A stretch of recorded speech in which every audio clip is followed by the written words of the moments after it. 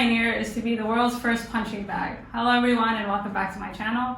So there's a lot going on here, but I'll start with a disclaimer that I think will make the plot easier to follow.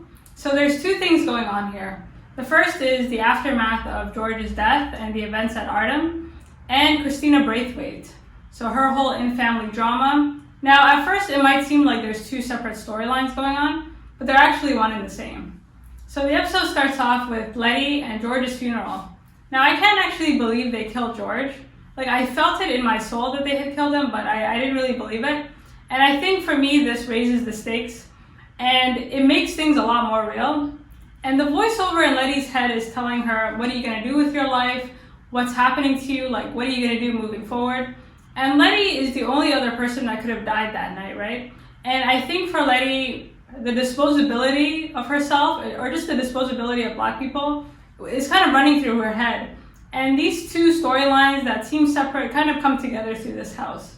So it seems like Leti inherited a fortune from her mother, and with that fortune she bought a house. Now there's a ton of red flags here. The first being that she hates her mother. And I mean, her mother, just briefly, like, it seems like she was a bit of a rolling stone based on what we found out about her last episode. Her mother might have been a bit of a scammer. You see that she hasn't consulted anybody when buying this house. Like, every single person she presents this house to looks at her like, where did you get the money? Like, where did this come from? And I think with all their bad luck, she's just kind of has a false sense of optimism here. So why this house, right? Like, they kind of threw a lot at us, but again, there's a lot at play here. So this house belonged to a Mr. Winthrop. So long story short, the person who used to own this house defected from Artem. He was kind of sick and tired of the Braithwaites, so Christina's family, because they were kind of hogging all the attention and all the information. And so he decided to start his own cult. And if you remember Atticus's ritual, that was like best case scenario, right? Like, he came out in full tact. It seems like he's a rival cult, or there's a lot of defections going on within his family. And he too wanted to open up the gates of Eden. But unfortunately, his experiments didn't go as well as it had with Atticus. And there's this tension throughout with like the past and the present, right? And the reason this episode feels so weird is that nobody acknowledges what the hell happened last time, because none of these characters have actually talked to each other, and everybody's just kind of ignoring it, right? Like, every time Leti is asked a question about this house, she's just kind of like, yeah, don't worry about it, like, it's all good, like, everything's fine, and like, everything's not fine. And this kind of avoidance strategy comes to a head, right? Like, at first, you as an audience are kind of going along with it, and then you look at Hippolyta and George's funeral. So she's the only person that kind of brings any type of reality to this, because she doesn't buy whatever Atticus and his friends are saying. Like, she knows there's something wrong. So we meet George's wife, and she's ripping out pages from Dracula, which is really ironic because this is the book that actually saved them in the first episode. And she's the only one not willing to let sleeping dogs lie.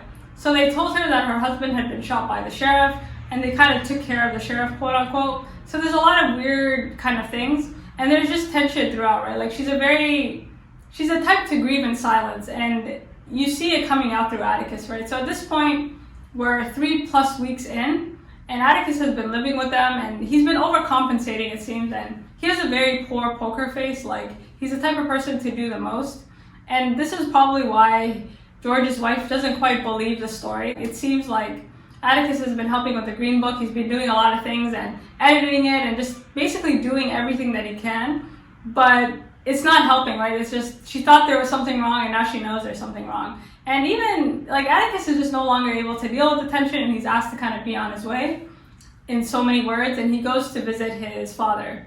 And his father, again, this was really funny because life goes on. So for those of you watching this wondering, like, why is it that they don't just stick to the storyline with Christina Braithwaite and all these things? The reality is the reality, right? Like, they still have to deal with the horrors of their everyday lives. So there's Jim Crow America, and then there's just like everyday stuff. So them saving Montrose's father, like, their relationship isn't gonna be fixed, right? And it's almost like you forgot that they saved him. So we meet Atticus's father, and he's just a deadbeat, right? He's completely drowned in alcohol. He feels guilty, and we know why he feels guilty. It's because he's not really Atticus's father, and this tension hasn't gone away. And I really felt bad for Atticus going home, because he's a very, I'm not gonna say, like, he's a dude with a lot of pride, and to ask his dad for help is just not the guy that he wants to be asking. And he kind of has a conversation with him, trying to build some type of rapport. So the only way he can kind of stay in this house is if they have something to work on and kind of avoid their dysfunctional relationship. And again, like father, like son, right? And he's kind of says, we need to do something. If George was here, and Montrose is just triggered, right? He's like, what about George? Like, and Atticus is the only one who I think has been thinking about this. Everybody else has been avoiding it, right? Like Leti bought her house and she's just in La La Land. Montrose is drinking himself under the table. And although he has a better face than Atticus, it just, the stars aren't aligning, right? Like everybody is just, they're not having it. We have bits and pieces of information about Atticus's father, and it seems like he was a good-natured kid. Like there's a story about Jackie Robinson and how they were kind of, basically one day Montrose and George were kind of stuck in a sticky situation, and this other black kid came along with a bat and kind of helped them out of it. And I think Atticus was trying to get him to like, you know, give him some energy, being like, can you like try, like can you make an effort? And Montrose is just not having it. So again, Atticus is on his way, and this is like a war veteran, and this should show you something, right? Like he has nowhere to go. He's done all this stuff and he's kind of back to the beginning, right? Like there is no advancement here. And he ends up at Leti's house, and he gets to Leti's house and he's looking for her, right? So the first thing he says to her is like, yeah, I went to your old place and this and that, and it's because they haven't talked this entire period of time. And so for 3+ weeks they haven't talked. And he has the same reaction that Ruby does. He has the same reaction that everybody else does, which is, where did you get this money? Like, what is going on here? So the only way I can kind of explain Leti's mindset is to contrast her with someone like Christina. So Leti, again, she came close to death. She was disposable, and now she wants to create generational wealth. And she kind of sees the world in a different way, and I think now she sees more bad than good. And you look at her sister and you look at her brother, like her sister, for example, is trying to find work at a department store. Like this is the gains that, you know, they have to make at the end of the day. And department stores, for example, are really great places to work for single women, but these were for single white women because they can make commission and they can do all these things. But like that's the fight that Ruby's at, and Leti just sees things in a different way, saying like, is that all we have? We have to take these inches before we get to this mile. And Leti, the fact that she was even able to buy the house is quite extraordinary, because as basically, if you were black trying to move into a white neighborhood, you basically needed to find a realtor first, and then you had to find somebody white willing to pretty much be your beard and be the face of your house until you can kind of pay them back. And all this was supposed to be good intention, but oftentimes like people were robbed, and the stars aligned way too much for Leti for any of it to make sense, right? So here you have someone trying to build generational wealth, trying to address this history of violence by trying to move past it in a certain way. And then you look at Christina Braithwaite, and Christina is just ridiculous, right? And this whole thing, from the outset, yeah, I mean, she's technically the puppet master, but there's a lot of things to consider here. The first is the fact that her father was not happy with invulnerability, right? Like he wanted to be immortal, which is absolutely preposterous. And I think Christina suffers from hubris, which is what killed her father and what killed basically everybody in this crazy cult. And you get some information about this cult, specifically their history of insubordination and the fact that they don't really work well with others, right? So it seems like all the information that the cult members have is presented to them orally by the Braithwaites, right? Like there seems to be this hoarding of information, this trickling down of knowledge, all at the Braithwaites' kind of expense.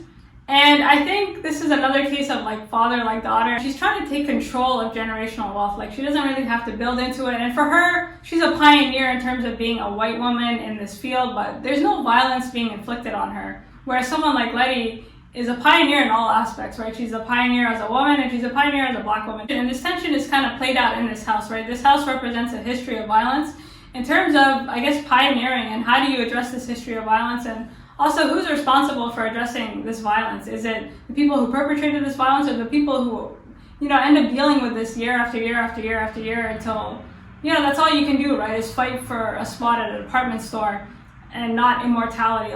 Like Christina has the luxury of just kind of contemplating and moving forward. And again, like, for those of you wondering at the pacing of the show, it is realistic because they don't really have time to look back at Arden, right? Like life is happening, and someone like Christina can kind of pick and choose her battles, where someone like Leti and Atticus, they can't, right? Like they have to engage every battle that engages them. And this is played out quite nicely. And this house is like a literal house of horrors. And it's funny how the events of the past are kind of manifesting in weird ways.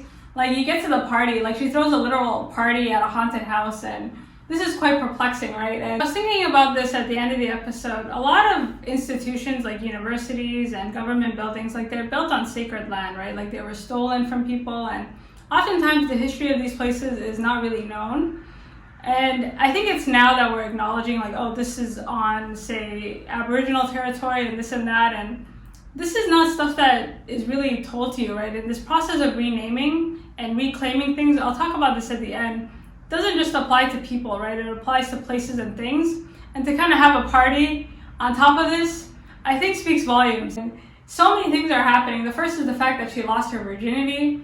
And for me, it wasn't so much that she was a virgin, it was the fact that she just lost it like that. And I think she's trying to bury the fact that there's a lot going on, and she could be looking for stimulation, or nothing is ever as easy as it seemed. And I think there's a saying, if it's too good to be true, it usually is.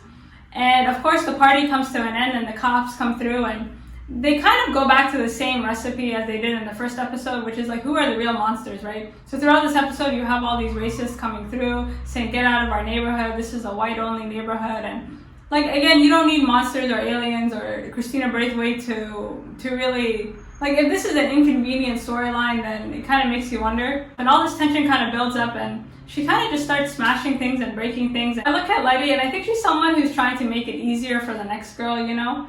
And she takes a lot of hits because she has to. And it's, although she's defending herself and although she's filed a lot of complaints, she's the one that takes the hit, right? Like, she's the one who's arrested.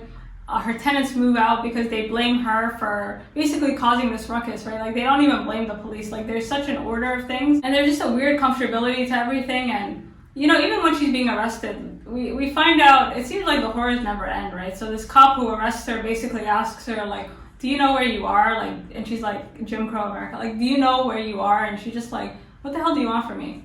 Basically, we're alerted to the fact that the people who used to stay in this house used to experiment with black people, again, as a way to, I guess, open up the doors of Eden. And this officer who arrested her was more or less responsible for bringing the sick bastard test subjects. And it's funny because if you look at the ghosts in the house, like, they're all in athletic wear and they're all, and I just kept thinking back to the first episode where that officer was really frustrated with Atticus because he was super smart and he said things that, you know, this and that. And when you look at the test subjects through these ghosts, I mean, they seem like they had a lot of potential.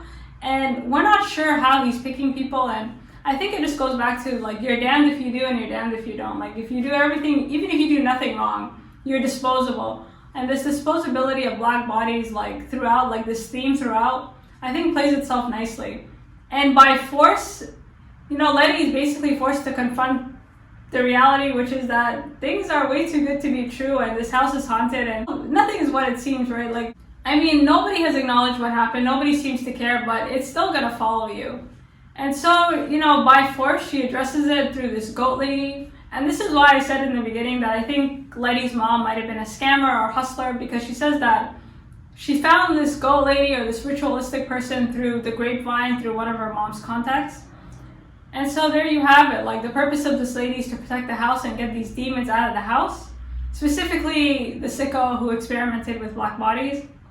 And it's funny because they have no protection, right? Like, this lady kind of puts a cross on them to protect them. Like, Christina is protected, Atticus somewhat is protected, but nobody else here is protected, right? Like, if they don't get to pick and choose which dangers kind of come their way. So you get to this ritual, and the whole purpose is, how do you deal with this history of violence? And the answer is to call it by its name. So while they're doing this ritual, you see that these, you know, racists or her neighbors kind of came through the door. And for me, like, can you imagine? They're just very comfortable. They break in, they don't have masks, they've never been shy to show their faces.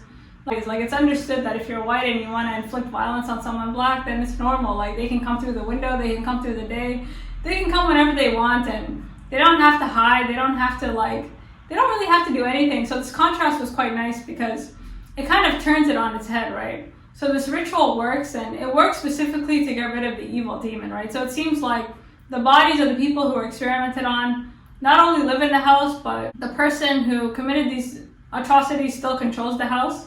And he kind of yells at them to get out of the house, and, you know, they're like, get the hell out of my house. The ending was quite nice because again, it's like when you think about this history of violence and this legacy of violence, people like Christina, people like these boys, they have the power to inflict it, but nothing is inflicted on them. So they're very detached from the horrors that they kind of create, and now they're a part of it, right? So the house or the demons or I guess you could call them angels, right? Like they're not really, like the people who haunt that house are not really demons, they're not really scary ghosts, right? Like they're angels in paws, and this is so creepy. So these boys get disposed of, and you can see that it's not 8 missing bodies, it's like hundreds and hundreds of missing bodies, and you know, presumably that cop is responsible. So again, it kind of goes to like, who are the monsters, and what storyline are we supposed to be paying attention to, right? Like I think they're just saying like, what is that saying? Something, I think they're just saying where it's like, correct me if I'm wrong, like you step over a dead body to get to your story, like something about,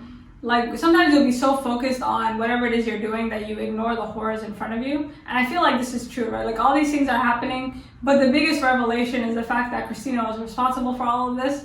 And for me, that was less of a revelation, but like more of a punchline. So at the end, we realized that it was Christina who gave Letty her inheritance and who hired the realtor to kind of convince her to buy this house in order to get Atticus to do what she wants. And again, Christina suffers from hubris. So she looks at Atticus and his friends as kind of like unicorns because she can't really trust anybody else, right? Like she needs people that can kind of do her bidding. And for her, she just thinks, okay, they have no other choice, right? Like I am the best of a worse situation. So she's created a white savior complex that doesn't actually exist in their minds. And Atticus is kind of looking at her like he was about to shoot her, right? And I think this is realistic when you consider George's death, because she doesn't really care like if they're disposed of or not, right? Like for her, they seem to be special, and I think she really has faith that they can survive and kind of get all the information that they want. But whether or not, like if they die, they die. You know, like she's not gonna stress. If it happens, it happens. It doesn't, it doesn't. Like she's not gonna stress herself out over it. And the stuff she's talking about, right? Like she kind of says, listen, like we're missing a page from this book of names, and this Winthrop fellow basically stole some information and he locked it up somewhere, and I need you to go find these locked up documents. And he's kind of looking at her like, do you have any idea of what we've been through, lady? Like, do you think I care about your locked up names and books and stuff? And she kind of, again, there's these veiled threats. Like the only thing separating Christina from the KKK is like her wealth. And she kind of says, you know, be careful, like you can't just shoot a white woman. And she walks away, and that was kind of a veiled threat, right? Like she's saying, I don't, like the path of least resistance here would be best for you. But she doesn't take them seriously, right? Like for her cause is the greatest cause, right? Like her quest for immortality is supposed to benefit everybody else. And it's a bit of a joke, right? Because you see Letty and all the crap that she had to deal with pioneering into this white neighborhood. And, you know, you look at her sister Ruby, who can't even get a job at a department store. And we're supposed to care about, you know, the moon or like whatever the hell it is you're trying to do, lady. And the only thing I do like is, as much as Christina tries to paint herself as this person in control, this is all an illusion, right? So in her head, she wants us to believe that she's in control, but I don't think she's in control, right? Like, I don't think Atticus is buying it. I don't think Letty's buying it. And this storyline technically is supposed to be like the main storyline, but it's a bit of a joke when you look at everything else happening. And the fact that she's like stepping over a dead body to get to whatever she wants, because she, like everything else is just, she's in a vacuum. And yeah, I mean, there's the question of like, who are the monsters, but who's really in control, right? Whose reality is more important? And that's going to be fun, I think, to see how it plays out, especially like with pulp. Like there's a lot you can do with this genre. But with that being said, thank you for stopping by. Let me know what you think, and until next week.